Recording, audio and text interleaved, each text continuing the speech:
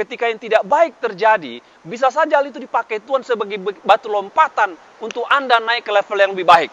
Ketika yang kurang baik terjadi di sini, itu bisa dijadikan Tuhan batu lompatan untuk saudara naik ke tempat yang lebih baik.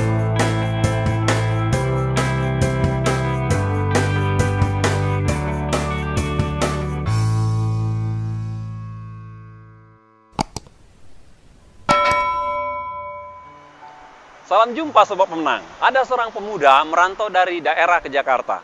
Di Jakarta dia mencari pekerjaan dan dia bekerja pada sebuah toko. Dia menjaga toko setiap hari. Dan di sela-sela kesibukannya pada hari Sabtu dan Minggu, dia pergi ke sebuah tempat rumah ibadah. Dan di sana dia melibatkan diri, masuk dalam kepengurusan, melayani di sana, ada banyak pelayanan dia kerjakan. Dan pelan-pelan dalam pekerjaannya, berkat Tuhan datang pada dia. Dan dia bisa menabung, dia bisa mengumpulkan uang. Dan singkat kata, dia bisa membeli sebuah motor. Dan dia mengatakan, Tuhan baik. Karena dulu dia naik angkot, sekarang dia naik motor. Menjalani kesibukannya, ke pekerjaannya naik motor. Kalau dia melayani juga naik motor. Dia sungguh sangat senang dan berkata bahwa Tuhan itu baik. Pada satu hari, ketika dia keluar dari ibadah, pada hari Minggu, dia mendapati motornya hilang di parkiran. Dan dia membatin sama Tuhan.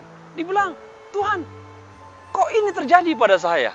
Bukankah saya setia beribadah?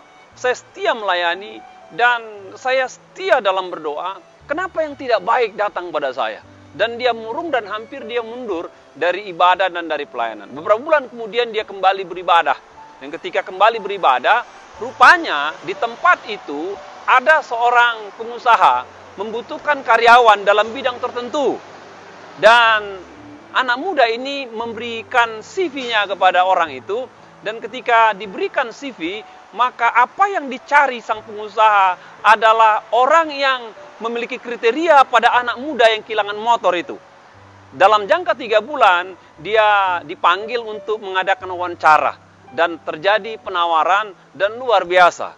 Anak muda yang tadi kehilangan motor mendapatkan pekerjaan, dia mendapatkan penghasilan 3 kali lipat. Dan bukan itu saja, dia mendapatkan kendaraan pekerjaan dari rumah ke kantor, diberi sebuah mobil.